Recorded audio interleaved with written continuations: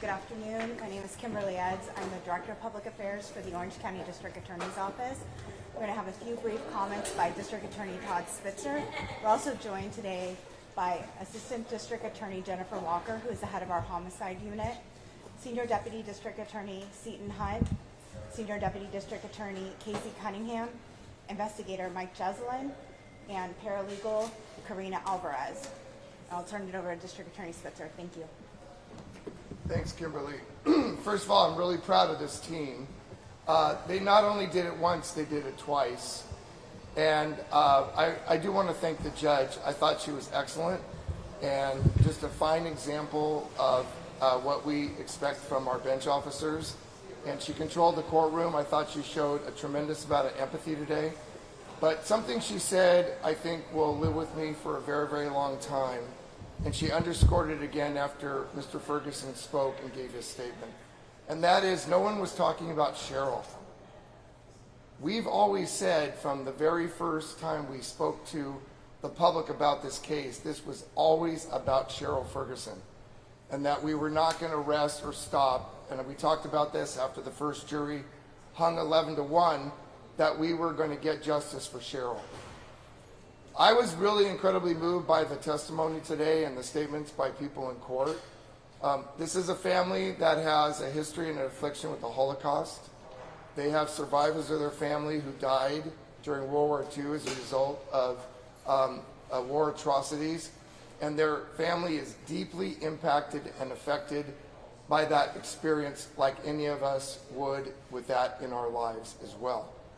And so what it has taught that family, and you heard this from the brothers, is that they were looking for the court to ignore the jury verdict essentially and not sentence Mr. Ferguson basically to prison or to find some lesser sentence. I can't at all fault the family for its sentiment, its emotion. I've met with the family members. We've heard this expressed over and over. I just think as the district attorney and the prosecutorial team, I think it's very important for us to make clear that we saw the case differently from the family, but I absolutely understand where the family members were coming from. I don't take it lightly that Cheryl is gone and that her father will spend the rest, or her husband and the father of Philip will spend the rest of his life in prison. He most likely, with this sentence, will never see freedom as a result of his age. As Philip indicated, his father turned 75 this month. The sentence was 35 to life, which means before he's eligible for parole, he has to do 20 years. So the point of this is that we never gave up.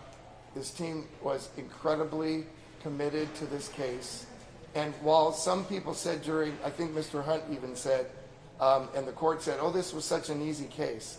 This wasn't an easy case. These are not easy cases. We not just deal with facts and the law in our courts, we deal with emotion, we deal with human feelings. And this was a very emotional case. And that jury obviously knew when Philip testified that he may be losing his father. And yet they still returned a guilty verdict because they followed the facts and they followed the law. So I'm not happy today. I'm very proud of this team. We're not jumping up and down and rejoicing. The only thing I think we find some resolve in is that we finally got justice for Cheryl. And, Mr. Ferguson said he wakes up every day and she dies again over and over every day he wakes up. Cheryl Ferguson died one time, and it was at the hands of Jeff Ferguson. And that's why he's going to prison for the rest of his life. Mr. Hunt, I'm sure you have questions, but I think he obviously, I'm very proud of Seton and Mr. Cunningham and their team. You may know he has transferred to the Riverside County District Attorney's Office, and Mr. Hestron, the DA, my counterpart in Riverside, was kind enough to let Mr. Hunt follow this case through. I'm very grateful to Mr. Hestron for allowing Mr. Hunt to stay on the case. And he's obviously an excellent prosecutor and deeply committed to our profession. Mr. Spitzer? Yes. No, not now, sir. Hold on, please. Wait. We'll get to you. Thank you. I want to reiterate what Mr. Spitzer said. It's really a team.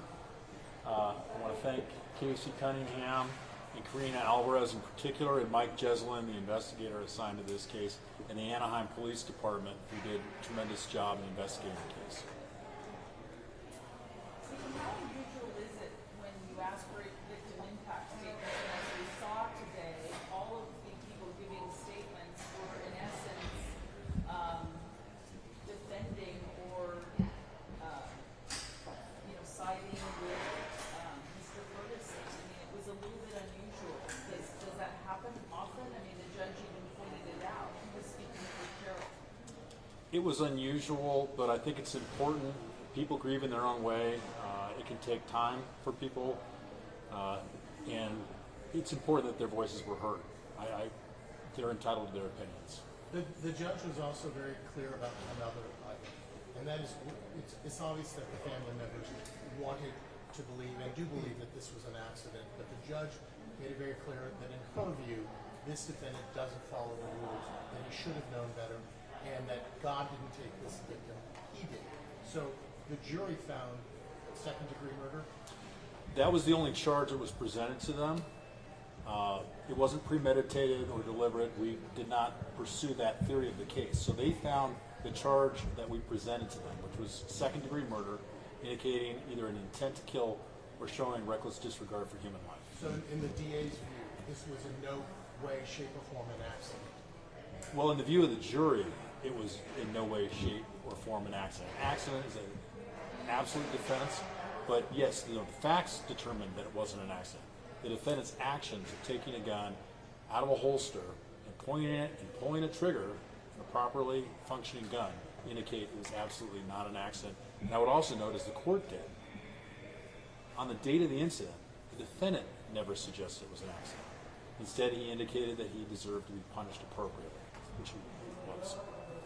Yeah, I want to address, if I can, Michelle, your question just real quick, because I think you all know that I was a campaign manager for Marcy's Law in 2008, and I helped write part of it.